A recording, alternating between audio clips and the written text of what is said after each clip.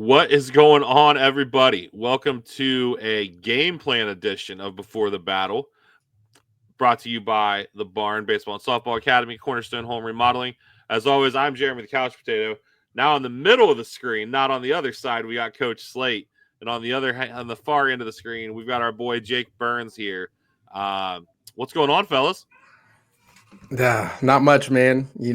Just got a baby upstairs yelling at us. So half my mind is here, half my mind's up there. But living a dream, man. Midterms next week, Christmas break right around the corner. As a teacher, I can't wait till we hit that deadline, man. I'll be sprinting out the door, man. How you guys doing? Good. Yeah. What's going on, Jake? Yeah, no, man, I'm good. I am limping through the Browns season, empathizing with Jared and a baby crying. I am, probably give it about 40 minutes. It'll be my turn. So back will be filled with it. If people want to have that like sweaty palm panic attack going on, it's one of a kind for parents. So yeah, no, I'm good. Otherwise, man, it is a pleasure to be here with you guys. You know that. Awesome. We appreciate it. So yeah, this is a special Before the Battle edition. We're not going to dive into the whole, what we expect, what we're looking for, predictions, that type of thing. We might put Jake on the spot and get a prediction from him. But so what we want to do, big game. The first of its type, in more ways than one. First 12-team playoff, first home game in the shoe in December. Lots of firsts to be excited about. So we want to jump in, and I get to pretty much sit back for this episode. I'm not going to lie. We're going to let these guys do a game plan edition. We're going to really focus on how we can hit Tennessee's defense.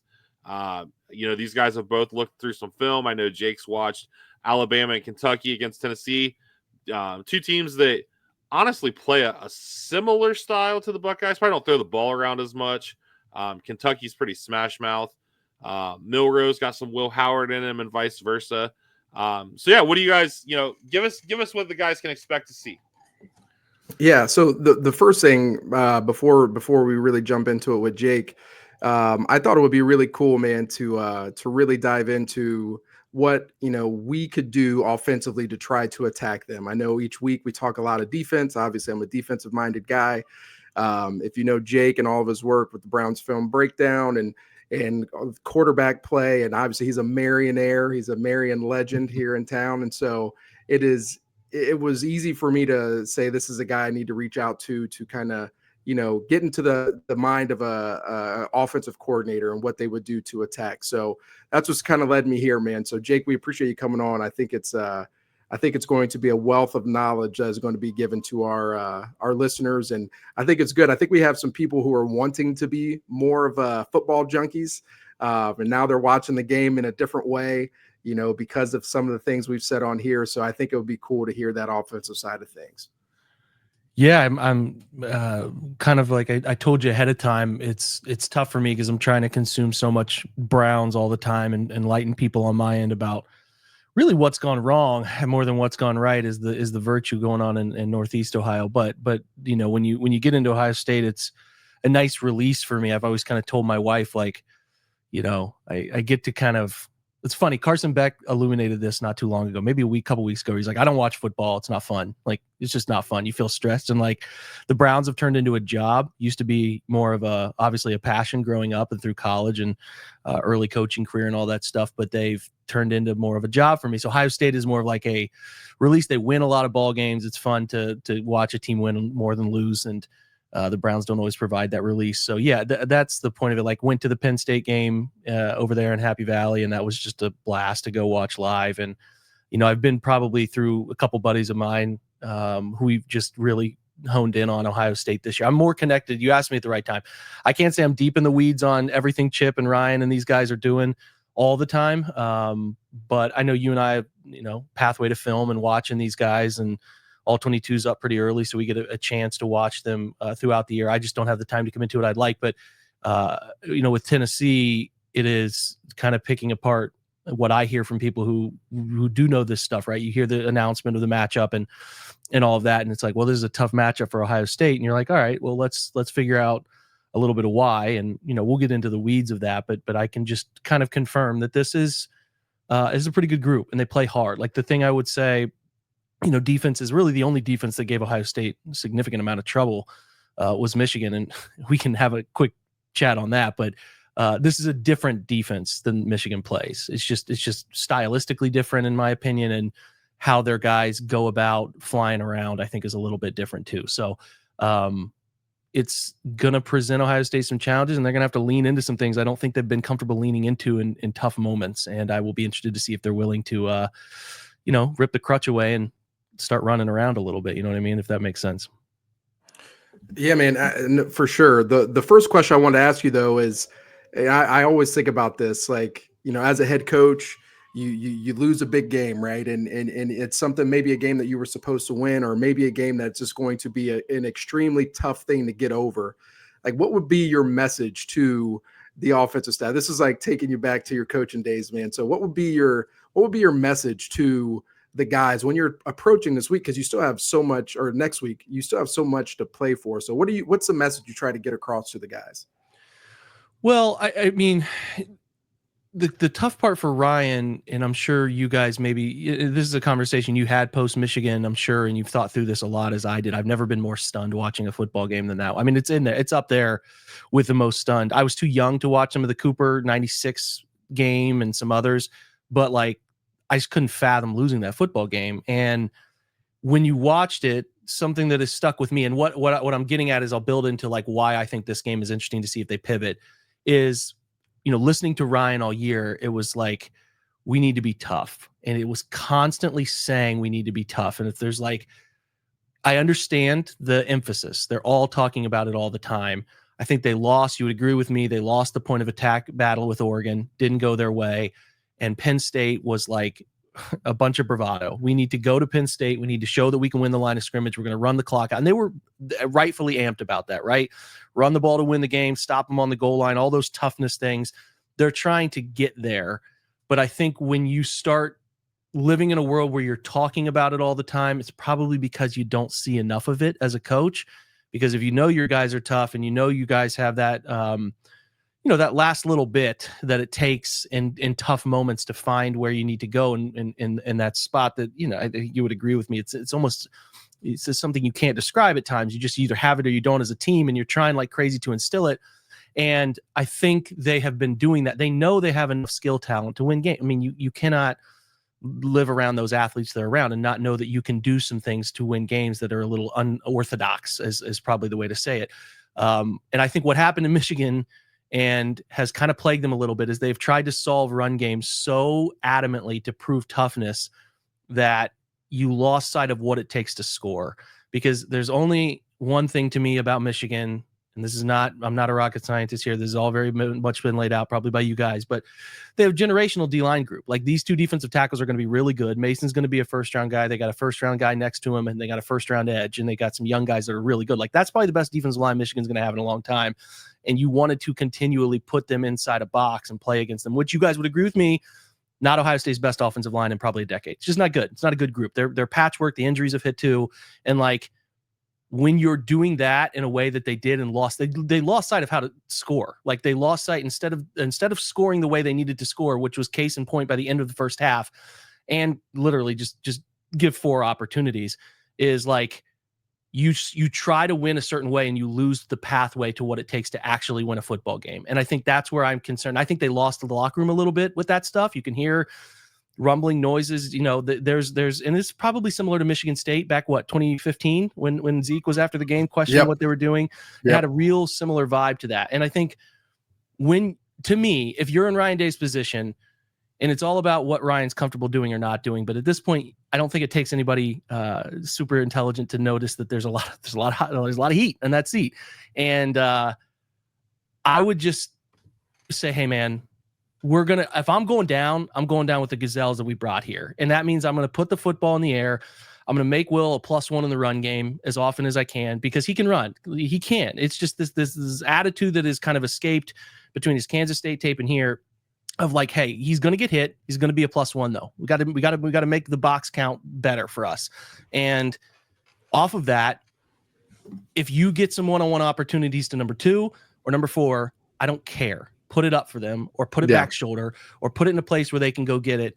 And I think that, like, that to me, is a situation, and we can get into the granular stuff I think they need to do to beat Tennessee, but at a simple level, I'd like to see them play with better tempo.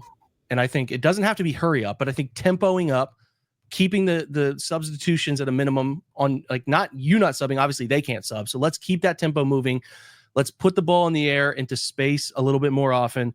And, get confidence rolling in that way, because, like, to me, I think they play better when they think less, and when they're moving tempo wise, and they're just running whatever signal process for them is in their orbit of whatever keeps things moving quickly. We can reduce our motion at times. Like, I think layering in tempo, shifting it in, you can do your traditional, but like make Tennessee have to think a little bit about if they're picking up tempo, do we get them in the number count we want, all that stuff. Like, I would be ready to, like, it's too, I'm trying to be careful with how to say this. You can't go into a game and say, hey man, we're going to throw it 50 times. You just can't do that. They're going to have to run. But I do think leaning into having a more concrete pass plan that you can find the answers for when you need it. Hey, someone in the box is honed down to Chip is telling, they're telling Chip, you're in your numbers guy, man. Listen, last time we've run this formation, these looks, we're under 2 a carry, or whatever it is. You need to lean into, okay, we cannot do what we wanted to do there, and what's our pivot off of it? And I think sometimes their pivot off of it has not been as clean as it needs to be. So to long story short, that, like, I'm leaning into a game plan that puts the ball into the direction of the best players I have as often as I have them. And not to say they haven't done that with the backs, because I think they're trying with those guys, but you have some guys on the perimeter who I think we could all agree are going to make Sunday money. And I definitely feel like you cannot go through a game where you're ignoring those guys at that point level. Like, I don't care if you're throwing 5 fade balls to that guy. Like, get him the football as often as you can, opportunities. And Tennessee will give you that. They run a lot of, we used to call it Willie on the backside man, or people used to call it Gilligan. They man up that backside. The boundary corner will get down in your face, and they'll box cover, they'll poach to the field, and they'll have the safety look up number 3 if you're going 3-by-1. Like, you'll have opportunities against, and they have a good corner that we'll talk about who they put in that situation. But I just find myself in the spot where, like, they need to lean on those wide receivers in a pretty meaningful way, and throw to run. Like, they need to throw to run. And I agree with that 100%, man. The one thing that frustrates the crap out of me, and you were talking about it with Coach Day, is that idea of, like, saying that you're tough. Listen, on a micro level, I remember growing up and watching Kenton football a lot, right? They were 5 wide, spread it around, and they hardly ever ran the ball. And they were a tough team, right? They were a tough team. I think we have tough receivers. I think we have tough running backs. I think we have a tough quarterback. I think we have tough offensive linemen. I really do. I don't think that's a message that you need to hammer down their throats. Like, you are a tough team. What do you need to do to win those games, right? And the one thing that we always did, whether it was at Harding or any other program that I've been a part of, man, you put together a touch chart. Like, who do we have to get the ball X amount of times to win the football game, right? So you go into it with Jeremiah Smith. He's got to get 12 to 15 targets or touches, right? Emeka Ibuka's got to get 10 to 12. Trey and Quinshon in the backfield both have to get, 12 to 15. Maybe Quinshon gets 17 in the red zone, right? Mm-hmm. And so those are the things that you try to do to make sure you're getting your horses the ball. And so the other thing I would like to see them do, and I'll let you go away with the film after this, is I'd like to see them do more 10 personnel stuff. I would like to see them put as many athletes on the field as possible. Mm-hmm. It's not a knock on G. Scott. I think G. Scott he's been really good for us this year. But I would like to see, Brandon Ennis or Bryson Rogers or Mylan Graham or whoever that 4th receiver is. I would like to see them on the field a little bit more, or whether it's Trey, put Trey out there as that 4th receiver. Whatever you're doing, you can do to find a way to create some sort of mismatch. And I hope that's what we see this week or next week with Tennessee, because I think we gotta have our dudes on the field at all times, man. And that's something that I'm excited to see, because I think they're starting to lean a little bit that way based on what Coach Day was saying in the press conference about getting the ball out on the perimeter. And so we'll see if it actually goes that way. I also don't think like Mecca and those guys that play inside for them are not afraid to mix it up. Like, that's why I don't want Mecca to end up with the Rams, because he just looks like a Rams wide receiver to me, a guy who you can get real funky with jet motion and put him into the box to kick an edge or seal or whatever. Like, he can do those things. And you're going to tell me he's significantly worse than G or Jelani, like those guys playing tight. I just don't see it. And I think you would benefit yourself against this defense in particular. There's a discussion to be had about what you do against Oregon, but I think that the Tennessee situation is they are not, their edge guys. I mean, Pierce is phenomenal. He's a great football player, but they're not a big group, like, and especially not inside, where they've had some converted players playing inside for them. So, like, if we want to get into the weeds of scheme stuff, for me, I feel like I'm watching them and I'm like, man, whenever I see edge guys who are fast upfield players, and especially Pierce, who's a speed rusher supreme, like, he's their guy. Their defense runs through two really good players. It's Pierce, and then that corner who's number 3, Jermod McCoy's an Oregon State transfer that went there. They trust him a lot. I think he was a second team guy in the conference, and then obviously Pierce's first team. And I don't think he won SEC Defensive Player of the Year this year. I think it went to someone else, but he'll be drafted in the top 15 picks. He's a really good football player. And in those two films I saw, man, like, you better be diverse in your snap count. So if you're whatever you're doing, clapping, you better be 2 clapping, you better be hesitating. You got to keep that guy from getting head starts. And to me, at a baseline early level here, I want to get 4 hands on him as often as I can. And that might mean a chip. That might mean a back to his side. I don't want him dictating the outcome of the game, however that works for you. Whatever you want to do, whatever fits within Ohio State's structure, he's a 4 hands guy, so I definitely want as much of that as I can. They have another young kid, number 19, Josh Josephs, who's come along and is a nice compliment. He's played more for them lately.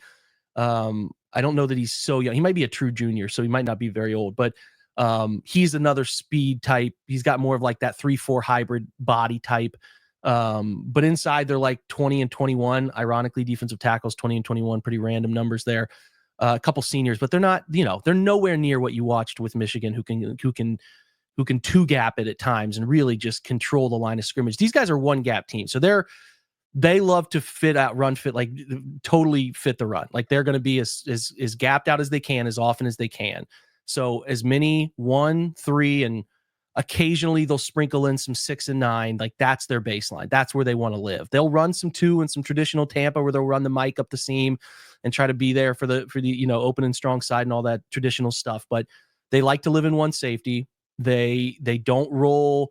Often they don't roll back up to back. So if they're coming in 2, they're going to roll strong and they're going to play 3 that way.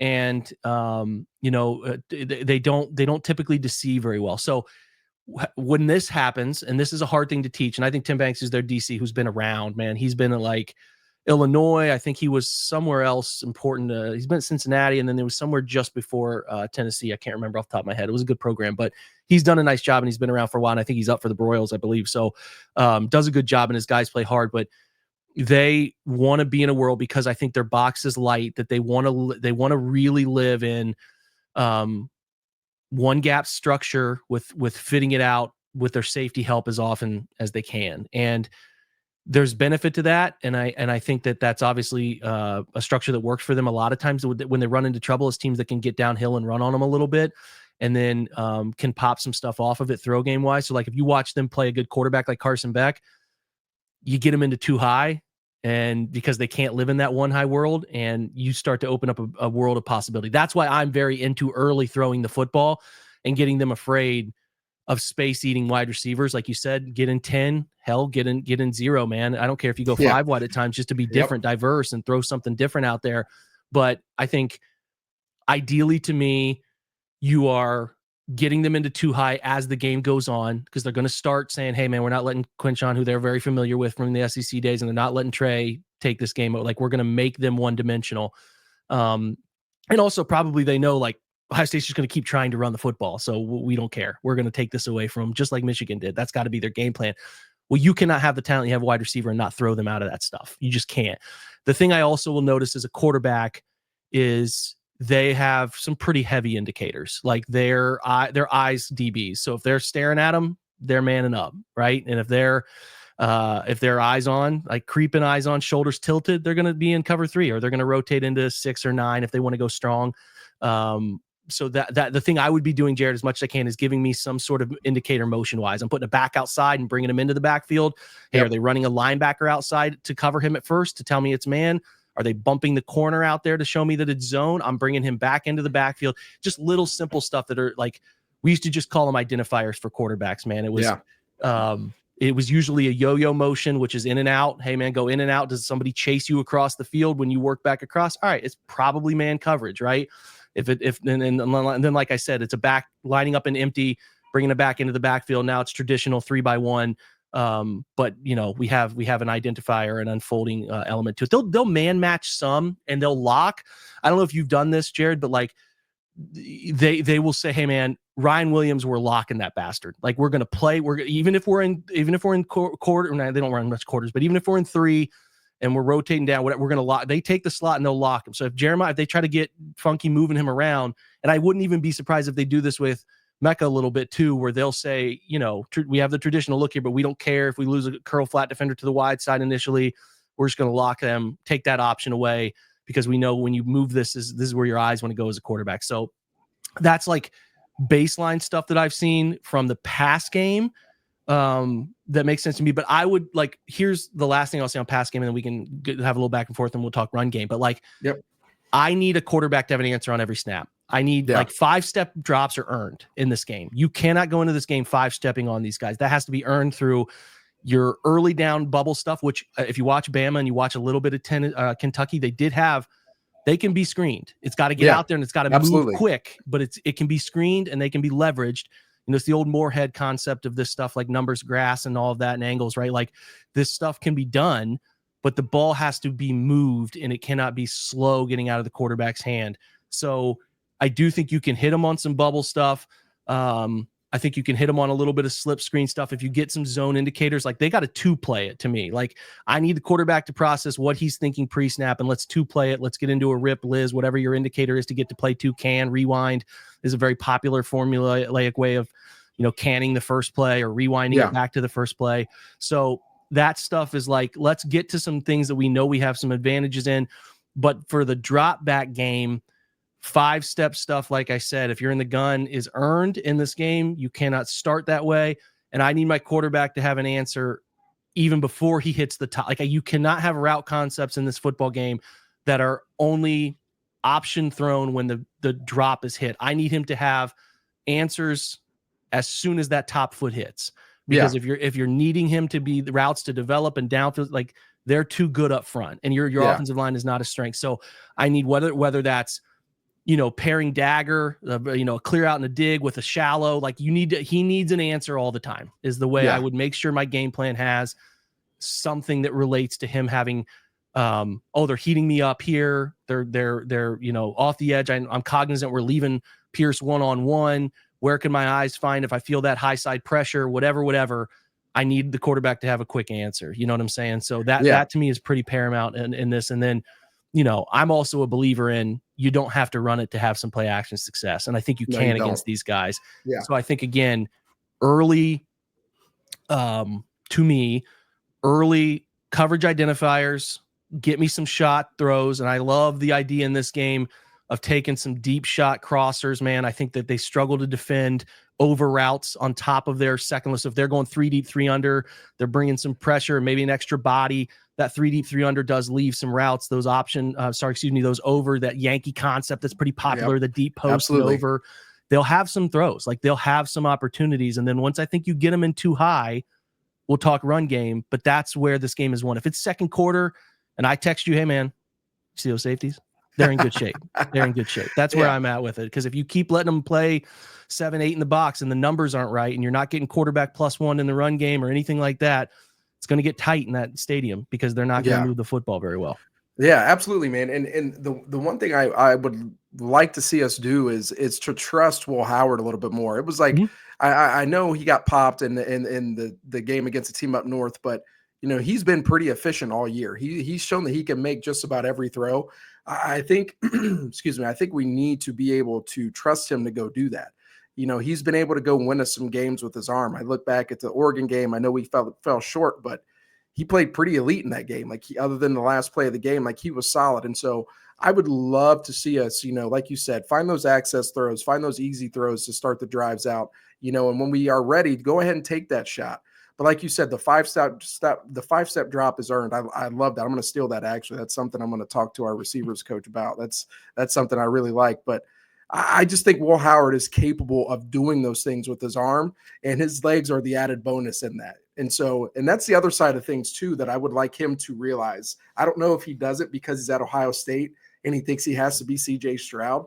It's like, dog, if it's not there, all right, go get 4, go get 5, right? Stay ahead of the sticks, especially in those early downs. And that's one thing that I really want the coaching staff to really get into his head about. Now, the run game, listen, if I see, and I don't like to talk negative about any play calling, I know coaches put so much time into this, man. But if I see, stretch or wide zone to the boundary again, I might lose my mind. I would love to see, and like you said, with the single gap stuff, I would love to see us do more gap scheme things. I think we have guards, especially Austin Saraveld, and if, whether it's Luke Montgomery or Josh Padilla at center, or you move Carson back, you've got athletic guards that can move and that are better when they are moving. And so I would love to see us do more gap scheme stuff against defensive ends that are flying upfield. It just lends itself. Yeah. It lends itself to easy gap scheme stuff. And so I would really love to see us do that in the run game, because if you run power, right, and you run it to Pierce's side and you get a good kick out, that's something that Trey can hit tight, and it's going to be creased, and it's going to be a big gain. And I would love to see us get more into that gap scheme stuff. So I don't know if you've seen on film, like, hey, that's something that they need to explore. We obviously know they have it. They've done it, but I would like to see them major in it instead of minoring in it. I couldn't agree more. This is a team I'm watching instantly. They're just based on their athletes and the speed at which they play at the front and second level. This is a vertical run team. This is not a horizontal run team by any stretch of the imagination, and especially because they get those DBs into the fold often. So I would prefer, and where I have seen teams beating them up a little bit, some GT counter stuff, really good, especially those guys upfield. And if you really worry GT counter stuff about your backside, hinging to the backside because you're losing 2 players, especially if you're playing without a wing or a slot, but they're upfield so fast that I don't really have that concern. And they are so not easily, because that's relative, but they are manipulated on, down blocks. They can be moved out of run lanes, and teams had some success. If you watch the Kentucky film, the first run of the game is on a little, I think it's a Y counter. So they bring the slot or the insert whatever around and just really blow up the hole and the safety. And where I would say Tennessee's weakest is I don't think their safety play is very good. I don't think it's very dynamic is probably the way to phrase it. So getting those guys as a secondary part of the fit, getting that deep safety to come down and play in space is not a spot that they're going to be very good. So I think if you can spring through that first level, you got a real chance to pop a few of these. I am with you. The only things I would be doing zone-wise is what we used to call tight zone. I'm not expanding any more than my 45s. You can double team and displace and climb against these guys. Linebackers are not big, so you can definitely own the point of attack. I would put, like you said, Ennis or Mecca or whoever, put them in the tight slot, man. Let them insert up on a linebacker. I mean, I really would manipulate in that way. And I also think it's a nice little angle too to run some loop stuff with the read. So, I think these edge players are going to be downhill fast, trying to cut off anything down line against that tight zone look, or even any of your pull counter stuff. So if you're going to pull, maybe we used to call it dart, pull the backside tackle, read that edge. Yep. I have no issue with looping around for an outside backer, because there are a lot of scrape exchange on this defense. So what I mean by that, and I know you know it, but like teams like to dictate who's keeping the football or whatever, and have a guy crash and then a linebacker replace and have him for the quarterback. But if you have a loop player, maybe you're putting him in flat and get creative with it, man. Put him in jet motion, and then have I'm such a huge misdirection fan, man. And I talk about it way too much, but man, get these guys going in motion, pull the tackle opposite the motion, but have that guy going in your high motion, whether you're selling jet or whatever. He's your loop guy for pull, so that you're in plus numbers if you get out on the backside of a scheme. I just think there's some opportunity to be creative against their aggressiveness. That in the run game, like you said, leaning 80-20 gap stuff is just waiting for you in this one. And especially obvious way based on their personnel. Now they're going to win some of those battles because I think their guys are pretty good. Yep. But I do think Ohio State can put their guys in just such a better position, man. When you're asking, I understand a little bit of what they were thinking with Michigan. We don't want to run at Mason and we don't want to run at them. Kenneth Grant or whatever. We don't want to run at those guys, but they're so good internally that their guys at the second level are gone. Like they're hauling because they know there's nothing to worry about cutback wise. Like these guys handle their gap and half in a beautiful way. Yeah. That's not the case here. So like those guys are better lateral runners than vertical pushers. So I'm taking advantage of that probably as much as I can. The other thing that's worth being noticeable to me is that they're a heavy second down blitz team. So when you get in second and medium, I usually phrase that anywhere 4 to 7. If you get in second and medium, they love to bring pressure to get you into a rough third down. Their 2 blitz favorites are third and short and second and medium to try to create a negative. So just being cognizant of that. They don't love to blitz from depth. They will, but they really creep guys that they like to bring, and they will double mug and get down and give you full on, hey man, we're bringing 7 walked up into the line of scrimmage. You find a way to block them. We're going to play man coverage behind it. So that is an important thing to understand. Having an answer as often as you can, whether that is teams love to check to empty tunnel screens because they'll play that coverage from depth, right? Like as a popular thing. Maybe we don't want to get down and get in your face and say, hey, run by us, but we'll play from depth. Well, then can you check into a tunnel screen in that look that gets a wide receiver in a favorable position? Just let the D line go and we'll sweep out the left side of the O line and have a funnel there. Like there's some opportunity. But my point is they don't hide it. They don't deceive very much off their blitz stuff. So they're going to tell you what they're going to do. And they gave Alabama fits with it. Milroe did not play well in that game. Like if you want to be an evaluator and like pick apart where you think he's struggling in the NFL, it was pretty obvious second half Tennessee's like, we're just going to blitz the hell out of him and make him throw. And they don't have a plan for it. So I am curious how much of that they want to do if Ohio State starts leaning pass heavy or they put them in a ton of third and predicament situations. So a little fascinated by that chess match, but like having an answer for that stuff. They don't love to blitz. Actually, I think they're like middle of the road blitz team in terms of just sheer volume. Some of that is swayed a little bit. I'd like to be able to pick games instead of like, they're not going to blitz a ton against like, Jacksonville State or whatever. But, their indicators to me is like, they like to bring 4, win with speed up front and drop 7 as often as they can. And they're not afraid to play man. They'll play, man free with a low hole and high sitter. So sort of the way we see Jim Schwartz do. It's not as elaborate, but they will certainly mix that into the fold as well and try to drop under some of your man beating routes. Like they're not afraid to play man. And I don't think they'll be afraid to play man in this one at all. So Ohio State's got to win routes, man. You got to win routes, especially when you get those indicators. And like I said, you'll know it. They're not hiding it. They don't hide much of that at all.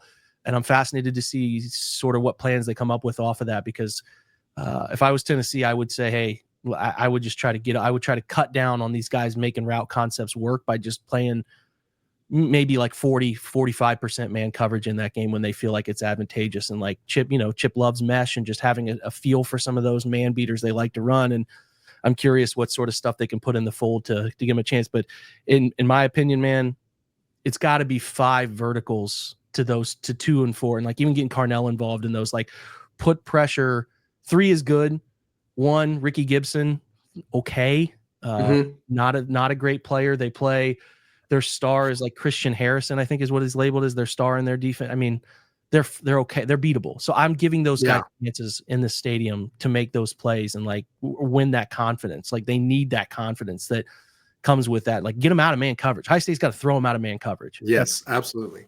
One of the things I'll be interested in seeing is if we see any bear fronts from them. I know that's something that we've seen in the last few weeks. Indiana did it quite a bit, and Ohio State struggled with it until, Trey was able to crease that one at the end. So I would be interested to see if they do any bear front stuff against us. I'm also interested to see if they move Pierce around, depending on who's starting, at guard. If it's a situation where they do some bear front stuff, but they do try to bump him down and get a one-on-one on the interior.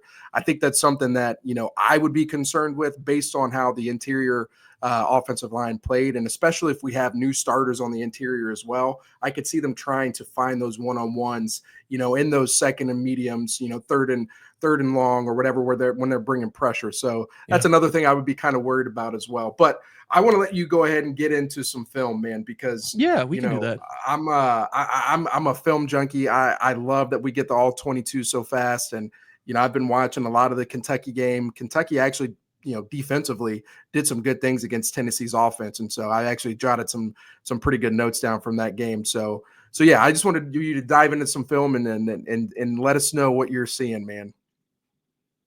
Uh-oh.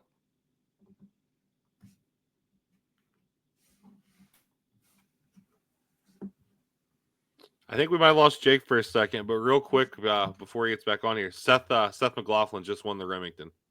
Yeah. Caleb did not win the Thorpe. He didn't. The kid from Texas did. Gotcha. So, but yes, for Seth to get those flowers. Good for him, man. Yeah. But we got Jake back, so we'll get the they booted me all the way out of the club, man. I'm out. All right, let me pull up my screen share. We're gonna get technology involved, I guess. Is what we're trying to do. This is for the visual crowd here. Let me present, share screen, entire screen, and see if it'll let you guys. Do you guys have to add that? You probably do since you're the host. Yep. Okay. Oh, there we go. Does it move? Let's see if it moves and everything. All right, cool. So just wanted to give you guys a general structure, how I think they're going to line as often as they can. Now this is wide 2x2, but they don't hide, man coverage. You look at this, man, there is nothing telling me anything other than hey, who's running with who? I can see who my identifier is out here, kind of hovering right. I got an idea of where this guy might be coming from because he's got to be on leverage with the back and him. It's everything. They just don't live in a world where they hide that stuff very often. So just wanted to point that out. They will go too high in this stuff, and they love to run these safeties down, right? They like to run them, kind of rolling back here a little bit. They like to run them to the strong side. So just to give you an indicator, these two will yo-yo it, to kind of give the quarterback some stress, but they love to roll the body to the strong and roll here and kind of play off of it that way. It's just traditional stuff that they like to get into the strength of the setup of the pass strength. And then let's see if this goes forward. And then if you get tight box stuff, they're going to give you this look here, man. And they're going to be 8 in the box when they can. They're going to creep that body down and they're going to get into the mix here and give you an identifier. Now, what I will say is to the trip side, and Alabama gets real funky. They'll do quads and then they'll play a player, put a body out here and get real weird. But they will tell you, hey, man, we are going to play some form of, it's either a cloud over here or we're giving him an ISO. We're just going to man him up and then we're going to, have him read who's bumping across for 3, whatever, traditional stuff that's pretty popular these days. But what I have noticed some teams have done to them is these corners will play the outside, or if it's a one-man side, whatever, you can get some favorable matchups on curl flat. If you get an in breaker here or a stick or something, you can get some rail route, wheel route, double move opportunities on their curl flat defenders. Just something to keep in mind. And especially when they would go if you go 9 and you go a little quarter half behind this, and you get the back, if you get this guy in a reduced split, maybe even tighter, but he's fine here, and just kind of put him on a stick stop here, and this corner is going to play him, if the corner would be off, he's going to jump him, and then you get this player kind of isolated on a curl flat defender. It can be a spot where I think Ohio State could take advantage of it. I don't think their curl flat defenders are very reactionary. So whatever manipulation, you want to run some Texas routes against that. You want to run some double moves, some stop and goes. If you can block it up, and we're talking about earning those 5 steps, if you can get that 5-step game moving as the game wears on, I think that's just a spot, because they really sometimes, Jared, I know you know this better than anybody, but teams will just kind of, man match this and then play zone to the field side. So we'll say, hey, man, you're there and you're here. That's it. We're just going to lock that up. Everybody else can kind of zone fit opposite. And this is a spot where I think Ohio State, especially Trey, if you put him in a spot where, maybe you're exit motioning him out or something, find it and go with it, because I don't think these guys cover in space very well over there. And their match rules will put, they're not a spot drop team. They're not. They cover people. They pattern match as best they can. So I do think you're going to get opportunity in those plays. So again, this is not in any way super organized at all. So we're just going through things that caught my ay. So 27 down here is a problem. If this guy has any indicator what you're going to be running and he's on an island, if he knows your snap count at all, look I mean, you guys can see it. We'll slow it down. He's off the football before anybody else has moved, and he's going to be a problem. And if you leave, you know, I don't know who's at right tackle right now. Josh Fryer. Yeah, if you leave him, it's going to be a rough day. So as much as you can, and what I mean by this, and you know, obviously I'm a fan of some of these motion types because, you know, who's chasing them, what's it look like, right? They're going to tell you whether it's man or zone, and they're going to give you all those indicators, right? They're going to tell you, hey, we're going to move a safety in with him or a linebacker in, that's fine. But to me, if you can get somebody either moving flat and just even working, so, you know, to me, again, you're maybe double moving, you're running a shallow off of this, whatever. If he can just deviate 27 from his course, you just need to be creative, whatever it can do, right? Like if he's a wide receiver, so maybe this, like you said earlier, is a little more 10 personnel, and you're putting him in this motion that makes him think about this for just a split second. Whatever you can do to slow 27 down from wrecking the game, I think is pretty paramount, because they'll play man and they'll send 5 and they'll send 6 and sometimes 7, and you better have an answer. You see how like this stuff is arriving in his lap before there's even a route break made. You can't play the quarterback that way. You got to have an answer for it. So again, looking at, and again, these are not as well organized as I would like. It's just the problem that 27 presents here off the left side at any given moment. He's going to win. He's going to rip. He's going to ghost. He's going to do whatever he can to the high side of the field. So he's a quarterback. He ain't winning inside. He's always an upfield winner. So I got to have that in my mind. Like, I'm quarterback drills repping all week. Do not try to push out of the pocket right without stepping forward and driving out. Can't do it. Can't live in that world. So just some indicators about how good that dude is that I wanted to show everybody so they could see it. All right. So I wanted to give you some of that mug front stuff here. Like, again, pre-snap, man, you guys can deduce what's going on here. I mean, like, they're mugging everybody up here and they're playing man across the board, and you just have to have an answer for it. They're not going to move out of it. So whatever your answer is, if this is a slot, 81's your slot guy, tight end here, you better put him on something that he can win right now. I don't want his ass running vertical. You need to have an answer. Like, you're going to check the slants. Give me something to get the ball out of the quarterback's hand, because if you're dropping back, like, look at this slow 3-step drop. It's a tough spot, right?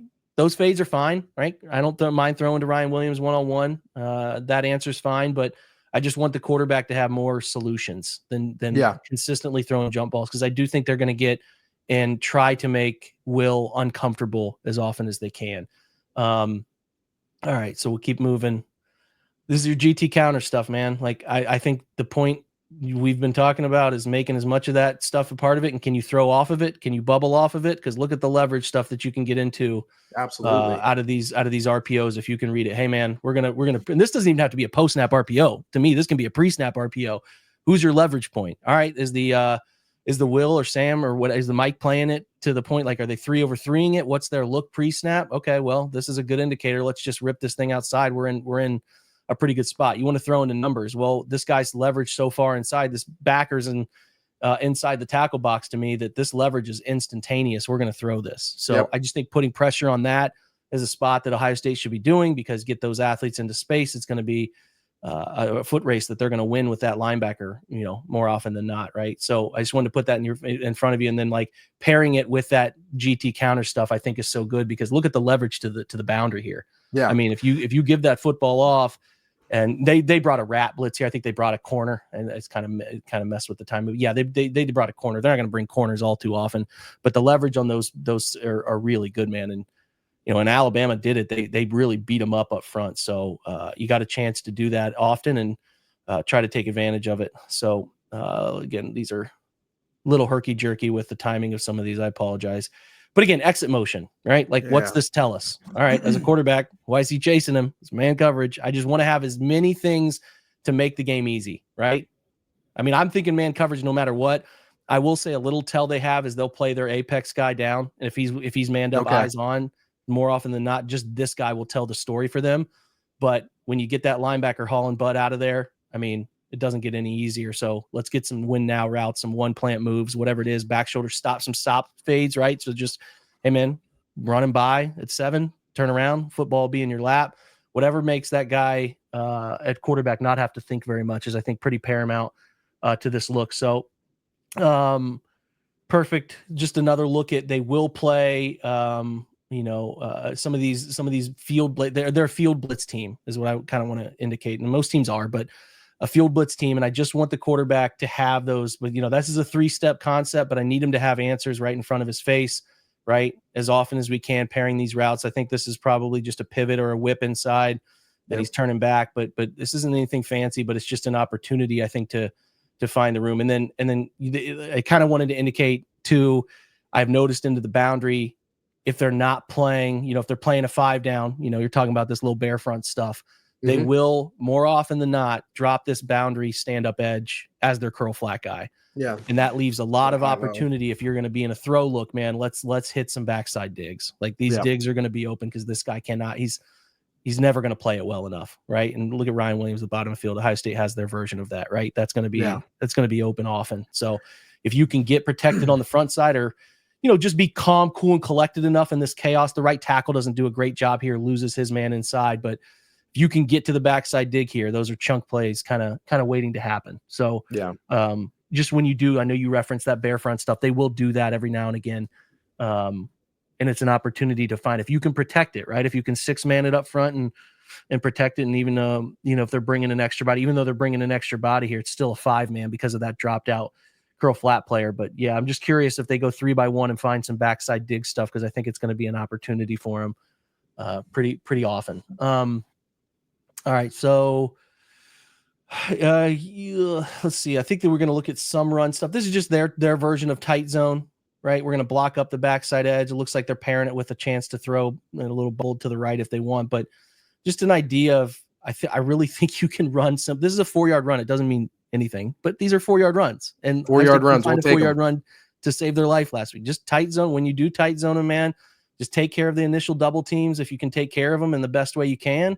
And like these guys can be manipulated, right? I definitely think you can be late to linebackers this week. I don't think you have to be in a hurry to them, because they're not going to thump you. Like look at the physicality that the 56 is meeting his man. Like there's not a ton of physicality there. Yeah. You know what I'm saying? And that reminds me of something Urban said a few weeks ago.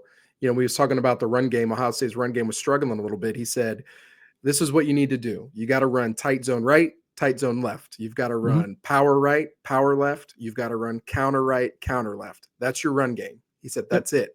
You don't overthink it. This is what you do.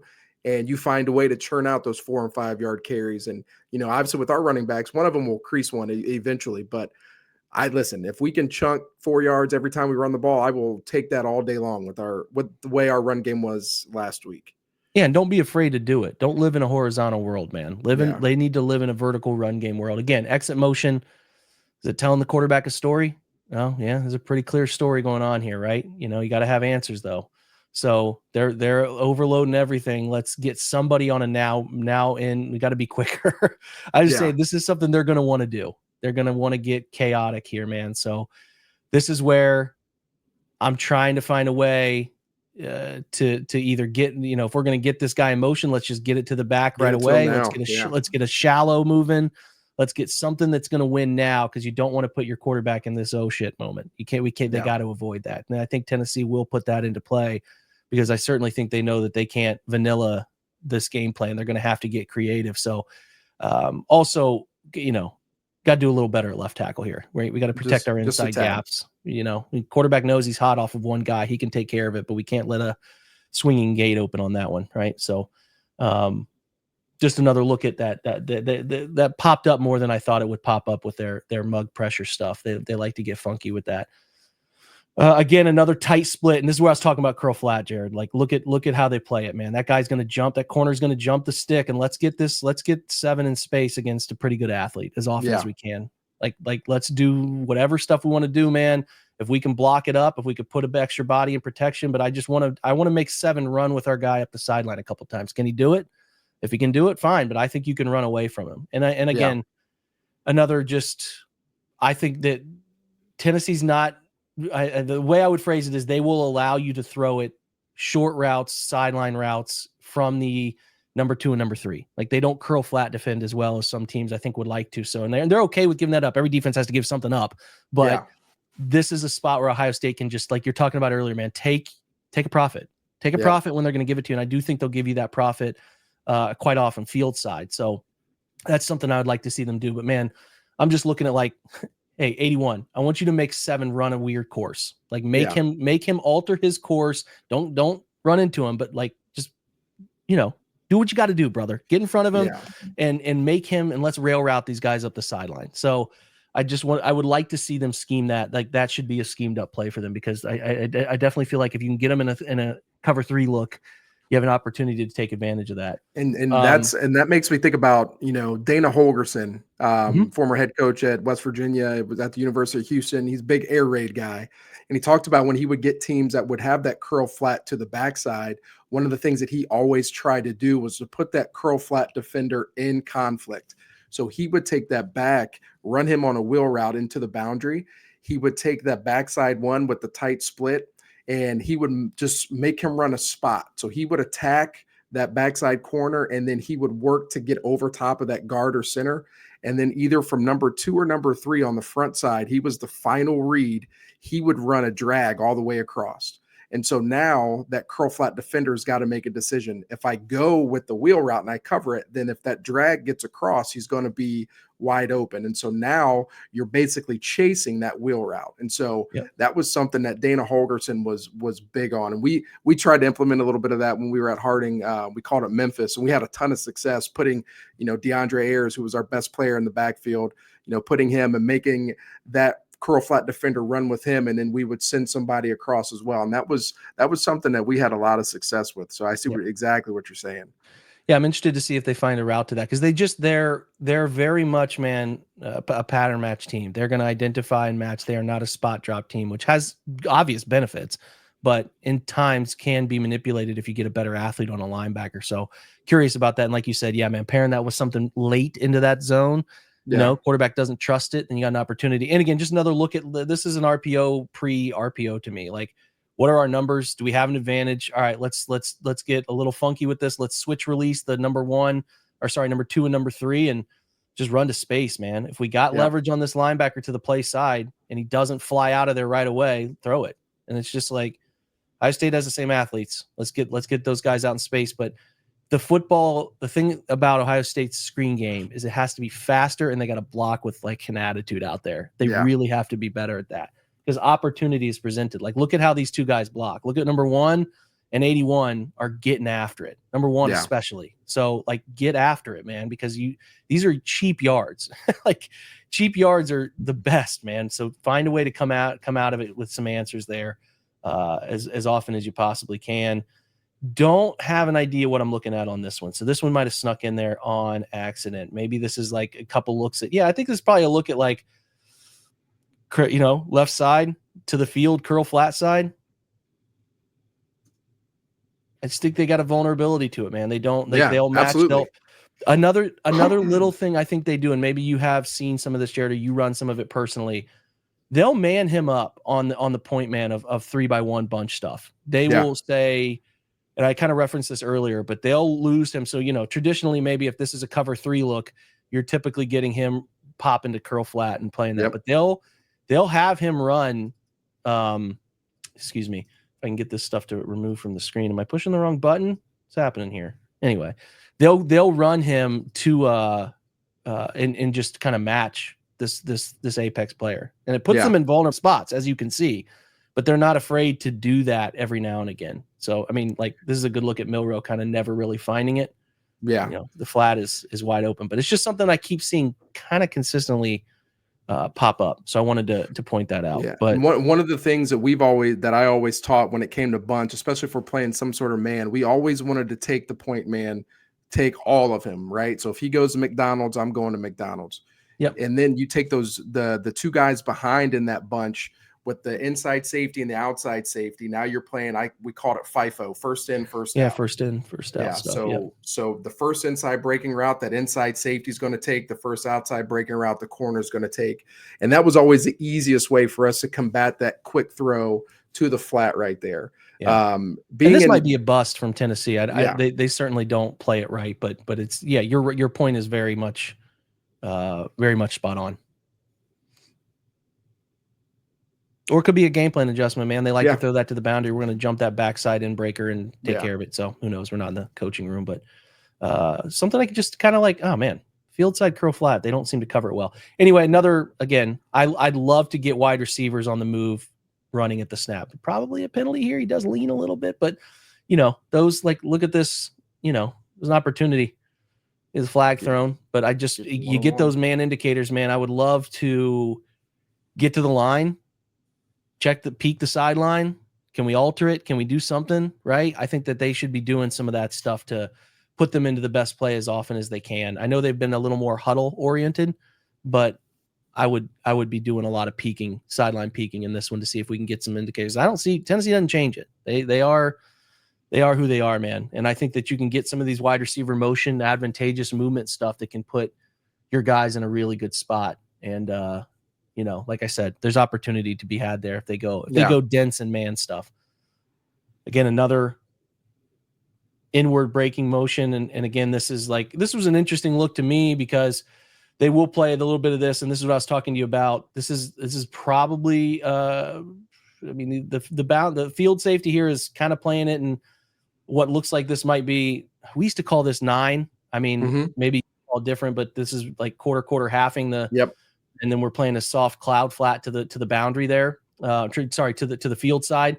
The backside loses any threat, so he's just sitting still. So typically what I'm talking about is here he's reading number 3, so you see his eyes are inside. Yeah, it's poaching. People just call this it's more popular out of the quarters with a poach check as I've seen it. But you can run this with 9, especially if you want to take away any teams that like to run like flood concepts, high, medium, low stuff. You can get a guy into a better advantageous spot there. But just something I wanted to show folks if you do go like nub tight end, or in this case a tight bunched sort of alignment. And this is a good look at something you should do with 27. They're doing it to the opposite edge here, which is kind of interesting to me. I'd be doing it to 27 as often as I can, because who was the problem on this play? Can you guys identify the guy that was the problem on this play? 27. He's pretty good. And he doesn't really change sides. He's always there. So that's another thing that you got to figure out a way to take advantage of. Man, and I listen, if I'm keeping it a buck, I wouldn't mind the first play. I just ear hole this SOB. I would ear hole him. I would just, sorry, man. Like I would send a message to him, like, don't rush upfield and keep your head on the swivel. Like whatever you got to do, let him engage first and then get a second body on him, but do whatever you got to do to let him know we're here. like we're Kobe here, running through Powell. Exactly right. So, when they're in their zone looks, man, I have just noticed field side deep in breakers. If you can get to that 5-step game or that deep 3, whatever your teaching point is, in breakers, man, from number 1 and 3x1 is a really good move if you can find it, if you can get to it. Will Howard throws that. He throws those balls really well. Like that is where his strength is. Right. And so I would definitely love to see that. So, this is, again, Milroe kind of sold the bag on this game, man. Like, just, you can't have that. But this is those are open. Those are pretty consistently open. But again, hey, man, we're talking, can you throw against these curl flat players? Yeah, man. Like, you can throw. There's opportunity to be had. Like, they're not going to take away this stuff. This is another look at, to me, again, this feels like 9 to me. They're going to put this soft corner to the field side, or the pass strength side.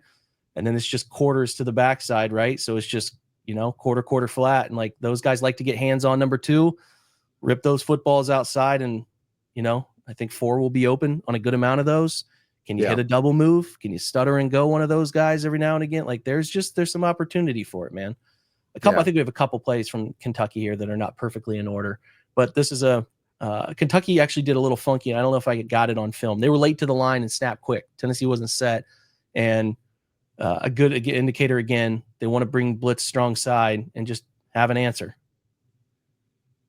Have an answer, especially in empty. Yep. If you can have answers, and you know, obviously layer that up. This is a good look at like what they did though, man. You get to the line, you're kind of that sugar huddle where you're just O-line and then pop down and get going, right? So there you go. Just to look at what Kentucky, you know, put them in a bind with. I think we got a couple more. I wanted to look at some run game stuff too. We'll get to that. Okay. Again, down corner. This is the only time I only watched 2 games. It's the only time I saw them take away. You'd look at this guys and you would think they're bringing 7. They're manning up everywhere. This is the only time I saw them get creative. They wheeled to 3 here. So I gotcha. This is the only time I saw them get funky off of this. They're obviously putting that, you know, we used to call it Gilligan, putting them on an island on the backside or whatever. Yeah. They'll do that. But yeah, I mean, again, I don't mind. I want to take one-on-one shots to 4 over there, or you know, even whoever else, Carnell, whoever you want to put over there. Yeah, like, whoever you want to put over there. Number 1, if number 1 is the guy over there and 3's to the field, no problem. Let them back short. Like, trust these guys. Like, the Ohio State has, you recruit these guys that are that good. I'll go down swinging with them, man. I'll go down swinging with them. Those are my dudes. So I just wanted to give an indicator of like, oh, they will occasionally wheel out of that thing. So that's the first time I saw them get super creative on that. They go. I mean, you know, that's awesome. This is good stuff, man. Catch. God, this is good. And then I think the last one here is just a run game. This is the first play of the game, if I recall correctly. Let me see if I can get it. Again, what are you doing? You're putting funky motion into place. Let's get some orbit motion. Let's sell out. Let's make the box count a little better for us. We like, you know, what do run game coordinators like to do? Hey man, make safeties and corners tackle. Those are my favorite things to do. And this is, again, what are we doing? A little Y counter. So we're gonna pull 2. We're gonna kick, and we're gonna be up and through, and we're gonna block down, and we're gonna displace, and let's see if we can get a safety in a corner to just miss the fit. Right? We kick out. Boom! Look at that kick out on 19 from the guard. Great kick out, stonewalls him, right? This is actually pretty good from 19, but this is how you got to get vertical in the run game and not horizontal. We're downhill, and then look at that, man. Like, look at 35 and 3 or fit in the same spot. It's even more beautiful from the other. Like, Tennessee's defensive run success rate is really good. I think it's actually the best, according to True Media. I was looking this up. It's the best in the country, but when they played teams that got a little downhill on them, and Alabama was included in that, they found success. Like, I wouldn't go into this game afraid to run, but I do think throwing to run is pretty much where I would be with it, and I would be a very much tight zone and then gap concept team. And I don't even mind running duo. If you want to run, want to simple run duo, fine with that, man, because those backs can make a cut off that Mike backer. Like, just put it in simple place, downhill run game. You know, so that's I think the last one. We'll see.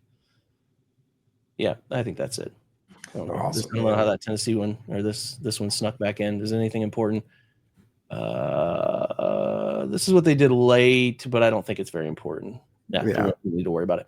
Anyway, that's it. That's what we got. That's just some stuff that stood out to me. I wish I had more time for more of it, but yeah. There we go. Man, that's it. That's perfect, man. This is one of the things that I just think is very important, man. I love when our listeners say that they watch the games a little differently now, and so that's something that I definitely want our listeners to continue to do, man, is to watch a game. You know, obviously you're a fan first, but I want to, you know, hey man, if they're that backside corners press, maybe we can go ahead and take that shot too. Yeah. JJ, those are little things I like our listeners to catch on to. So man, no, that was perfect. That was it. I love talking offense because I'm over here, my hands are sweating right now, thinking of all the different things that I would like to do against that. And so that just gets me pumped up, man. So that was great, Jake. I appreciate it. God, we can have you on whenever you want to, man. This is good stuff. I haven't told you guys no. So there you go. There's your idea. All right. So, you know, I know Jeremy wants to get a prediction out of you. So if you had to make a prediction on this game, you know, and you can be honest, you don't have to be a homer. Obviously, we're all Buckeye fans here. Yeah. But, you know, if you had to make a prediction, what do you think the final score is going to be? This is me not knowing much about Tennessee's offense, though. I understand their that veer and shoot, a lot of wide split stuff, and I'm interested to see how Ohio State, because they got a really good running back, right? I'm very interested to see how Ohio State kind of combats the leverage that comes with that. Because my last exposure to Tennessee offense, to be completely frank, I've caught him a couple passing times, but was watching Cedric Tillman film. That's where I'm at with it. But I know that it's space eating, and I don't think they have any of those Hyatt and Tillman guys No, right they now. don't. They don't. But I think that they will try their best to put themselves in a bunch of advantageous run spots. These are two good defenses, though, man. And Very good. I think the misconception that happens with the Ohio State-Michigan game was that like Michigan ran the ball well. They really didn't. They did had not. a couple Alex Orji runs that popped, and that funky should have brought him down on 3rd and 6, Yeah. 4th down carry. You take that out, they ran it like 3 yards a pop. Yep. What interests me the most is on that side how heavy they lean into the box and get aggressive to stop that and make Nico beat them. Because I think Nico is going to be like, it's overwhelming in that place if you got it going in the wrong direction. I mean, it's a rock fight smell to me. I think it's going to be low scoring. I would say something like, 20-14, something like that, where, I think you got to play from out in front. I think if Ohio State falls behind, I get a little concerned. I do. You start, because this game is obviously unique and not a December game in this stadium and maybe ever. And but you guys would agree with me.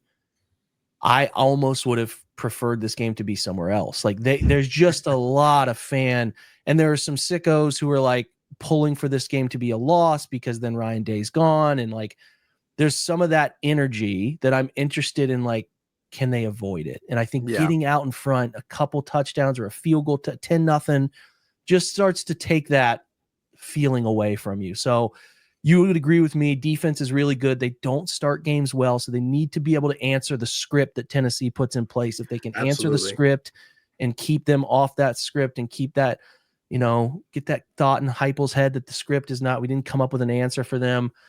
I think they win, guys. I mean, I don't know how you can think they don't win this game just looking at it, but I don't think it's a runaway, and I think it's low scoring. So, yeah, I'll say 2013 Ohio State in a real, it's not going to be pretty to watch, but I think Ohio State gets up early and just kind of leans into a little bit of that run game and kind of it's a good defense, man. It is a good defense. Really good. Even if a couple times they got bit by Oregon, Oregon kind of bites everybody off there, man. So it's not, you erase that 32 points and it's like this team gave up like 7 points a game the entire season. Yeah. So they're good and they need to continue to play that way. And I think they will. And it's about the offense finding some early success. And then you get the shoe kind of behind you instead of like that nervous energy. So I hope they can figure that out early. Yeah, it's going to be interesting to see that environment. Like, I was wondering about that, but then like I heard Ross Bjork talk about it today, and it's going to finally feel like a college football game. Yeah. Because the CFP's running it. So you're going to get, the lights going out and flashing with touchdowns and show, what that can be. I'm going to be real interested to see the split.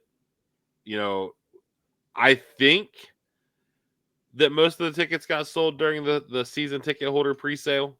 From what I could piece together today. I got in the queue and through the queue like 18 minutes. And by the time I got there, it was gone. So there wasn't a whole lot there today. Yeah. It's going to be cold too, man. Like 20, freezing.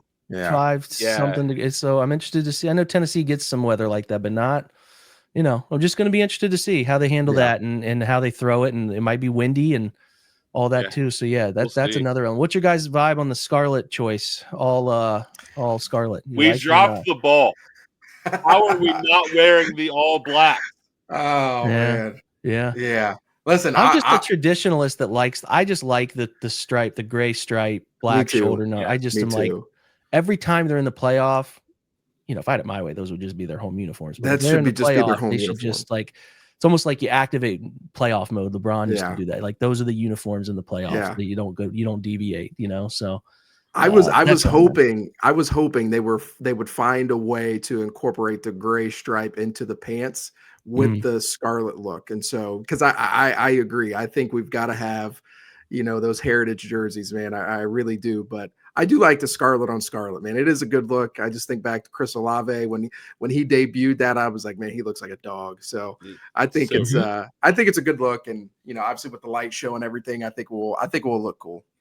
Yeah, I'm excited for it. Heck yeah! So we're excited for that. I got a big question for Jake because the Brownies got a big game coming up Sunday. Yeah, do they though? Yeah. Well, the most important question pertaining to this game, given the status of the Browns, will Taylor Swift be in Cleveland? I think Taylor Swift will be anywhere other than Cleveland. I think it's like Travis, tap him on the butt, have fun up there, enjoy the hometown area. I will catch you when you get back. No, I don't envision this. This is a snooze fest, and I think it's going to be an ugly game. Like the Chiefs' offense isn't pretty this year, and it's got like some 16-7 vibes to it. It's not going to be. It's not going to be fun. Everyone's going to be cold and miserable. And you realize this is the kind of game the Browns somehow find a way to win, right? I mean, like seriously. I get that, but then there's like this Chiefs voodoo that is like they just win these ugly games, man. So I'm like, if you could take a line that is like the Browns plus like 4, it's not a bad spot to be, like a Chiefs walk-off kick or something. Yeah, I'm with you. There's going to be no energy from the Chiefs side. They do not want to be in Cleveland at all. That's for sure. Not at all. That's for sure. Well, yeah, we hope you guys, obviously enjoy this breakdown. This is definitely going to be an episode best served to watch on YouTube. And actually, when I post it, I'm going to put that on there. We greatly appreciate Jake. It's always a pleasure to have him on. If you may remember him from our Buckeye draft, now that we've kind of got this train rolling, we'll get Jake on to do some draft stuff coming up, our favorite time of the year. And Jake was actually out when the Seth McLaughlin announcement came. He won the Remington. So that's big, man. That's huge. That is, man. But yeah, as always, he was mocked when he transferred, so like, yeah, that's, that, I mean, there's like, the kid that can't snap, like that's obviously really cool to see him go full circle and win that award. And that kid's such a leader, man. Yeah. Maybe Justin Fry can develop people. I don't know. Maybe. We'll see. Let's not get ahead of ourselves. But you got to recruit to develop. Now that's my negativity for the week. There you go. Garrett doesn't like negativity about coaches. But yeah, awesome episode. I enjoyed getting to sit back and watch you guys do work. So that was cool for me. I mean, obviously I understand football, but not nearly to those depths. So I can tell you what I want to see, but for you guys to put lingo with it makes it great. So when I'm playing NCAA, I know what I'm looking for. But yeah, greatly appreciate it. We will be back. We'll record probably Sunday night an opening drive. We got a lot of things to dive into on the drive. Probably starting with our friend DJ Burns's favorite state representative, Joshua Williams. Yeah, man. That's a whole shit show in and of itself. Yeah. But we will dive into that. Devin Brown in the portal, that type of stuff. And as always, we appreciate it, and we will see you guys next time. See ya.